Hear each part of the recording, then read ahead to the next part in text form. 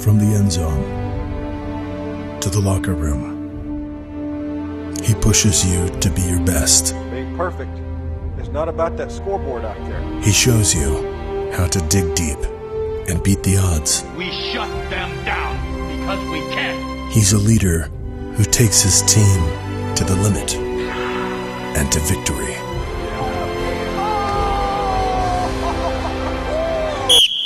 Hey, women coach too.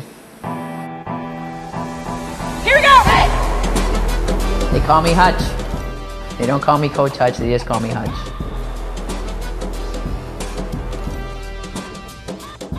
I'm Meredith. I was a Division I soccer player, and I have 20 years of coaching experience across all different levels.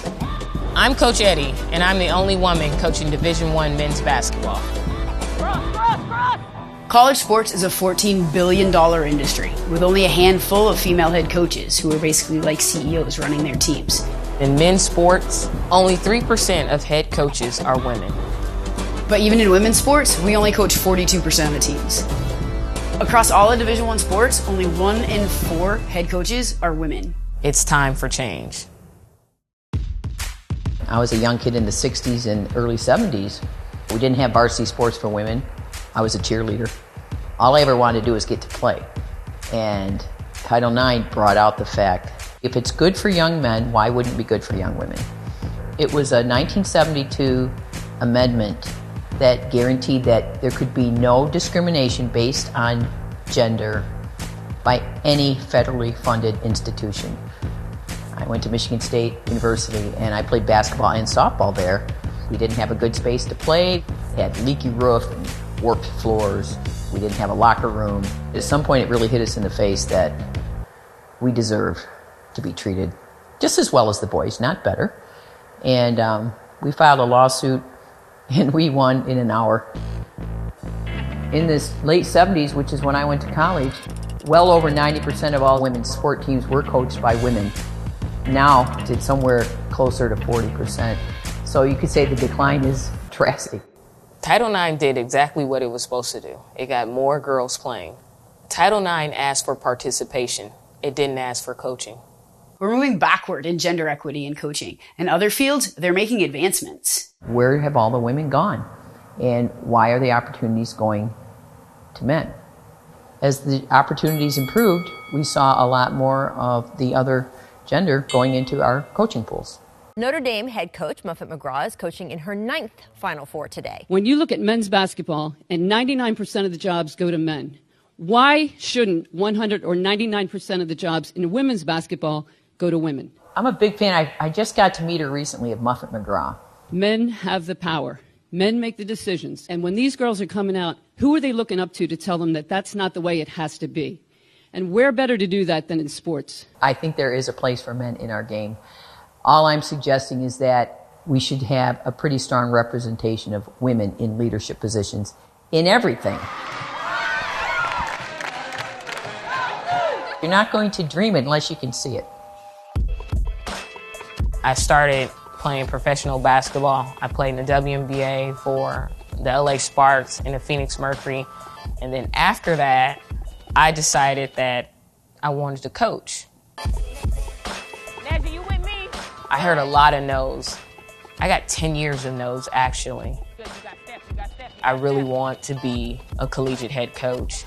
I hope that there's an athletic director that has the courage to not see me as a woman, but just see me as a qualified coach.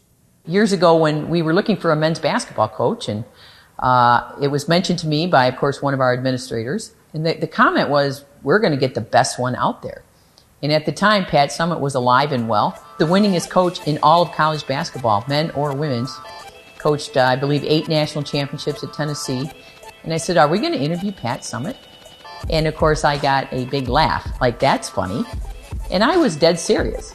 To all the people that think that women can't coach as well as men, try me. What we're doing here at the University of Maine, which is really, really special, is empowering these young men to have the confidence to work with strong alpha women. When they go into the workforce, they're going to work with women. We've seen a little bit of the needle moving. We've seen some of the women in Major League Baseball has hired some women as hitting coaches. You've seen the NBA. Becky Hammond certainly broke that ceiling. We're not there yet. We're still evolving. We're supposed to fit in and walk the walk, but we have to do it in this really particular way that doesn't necessarily ruffle feathers. Double standards, you see it all the time. If there's a bad call in our game, and I run out there and I get in the umpire's face, basically I'm emotional. Jim Harbaugh's our football coach. Frustration building for Harbaugh. In a football game, when there's a bad call, and Jim Harbaugh gets in that ref's face and throws his headset, and people say he's passionate, he's intense, he's just leading his men. Look at here, look at here. Jim Boeheim is livid, and I don't blame him. If you look at male coaches who have been released from their jobs, whether it be for not winning, cheating, they resurface. They get other jobs. When a woman loses her job, she is branded and marked as no good. Sports are no different from business or politics, tech, you name it. It starts at the top.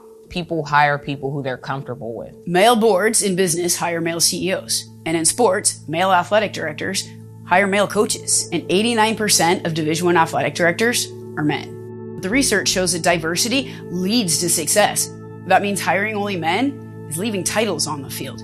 The only way change is going to happen is if organizations and institutions hire more women. University presidents should set a target and make it public so that they're held accountable. It's not rocket science. Women are all great enough to play the game. Women are great enough to coach the game.